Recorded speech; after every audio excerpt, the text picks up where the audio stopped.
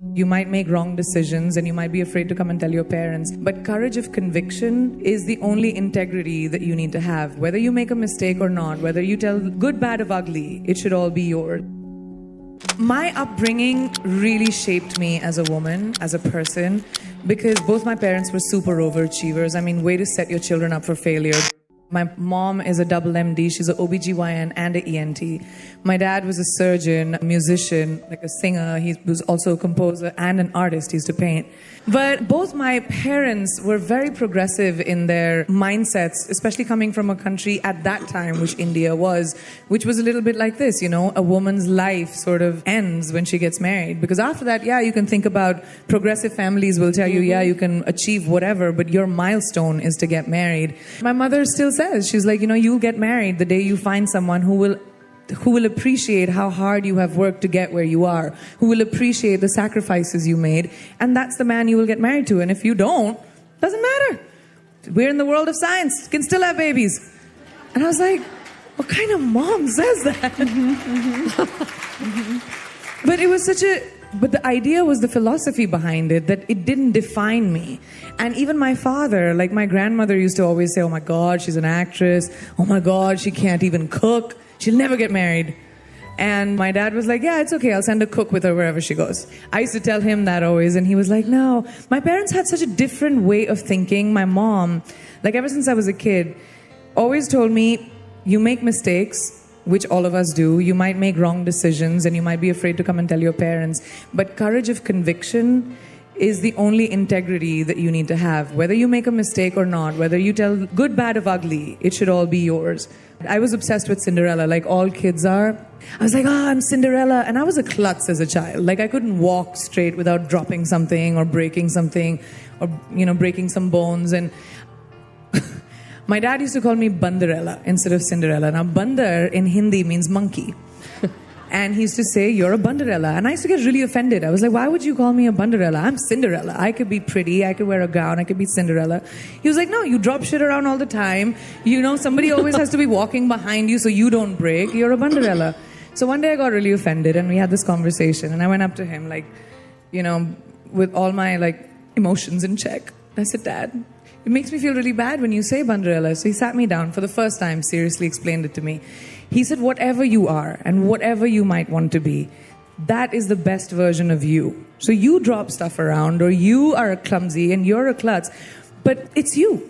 And that's what makes you special. Why would you ever want to fit into some glass slipper?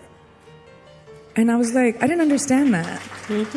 I think I understood it at 15 when I knew what a glass ceiling was, because he said you don't want to fit into a glass slipper that someone has made for you, that you need to fit into.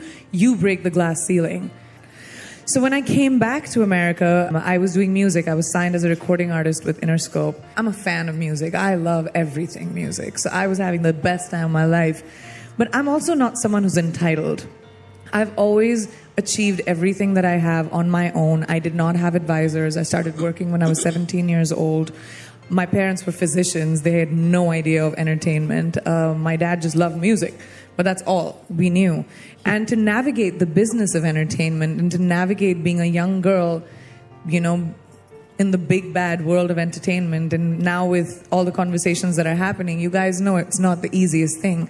So, but I was never entitled. So when I came to America this time around, which was at like 27, 28, I was not afraid to walk into a room and introduce myself. I would walk into a room and I would say, yes, my name is Priyanka Chopra. You may not know me. I'm an actor from India. I've done about 50-something movies.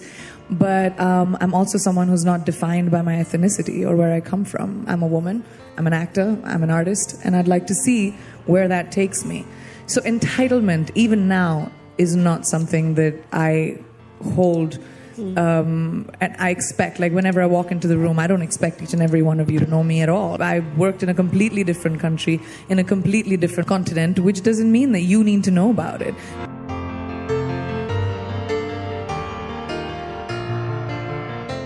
I think growing up was conflicted about feminism. I didn't understand what the word meant, like a lot of us don't still.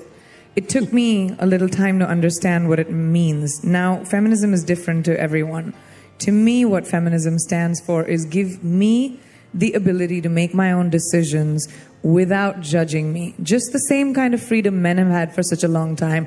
Women should sound like this. Women should wear this. Women at this point should get married. We're always told what we should do. We need to be able to decide what we should do, whatever that is. So to me, that freedom is feminism. Second, I think that growing up, the one thing that looking back now, what I realized was for such a long time, we've always been told as women that the best one will get the boy or the best one will get the job. And we sort of have been conditioned to push each other out of the way so that we can be the better one. And if we empower another woman, right? If I empower a woman who's sitting next to me, I might lose the opportunity. It's conditioning. And we've been conditioned to be that way. This is the first time in a very long time, at least in my lifetime, that I have seen women embracing each other, women empowering each other, women standing up for each other. And that is such a critical time. When women fought before us, generations before us, for us to have the ability to vote, we don't even think about it today sitting in this room. Think about what all they went through. So what we're doing today is we're seeding the thought for your daughters, for my daughter's daughters, for kids who will not have to think about the gender disparity. They'll not have to think about like how it feels to be a woman who's marginalized, or what it feels like to be traumatized by men in power. They won't have to think about it because we will create a world where men are afraid to do that. We will create a world together where we stand by each other and say, no, I'm sorry, you're not doing this to my daughter, because you did it to me, and that's enough. And that is such a powerful time to be a woman.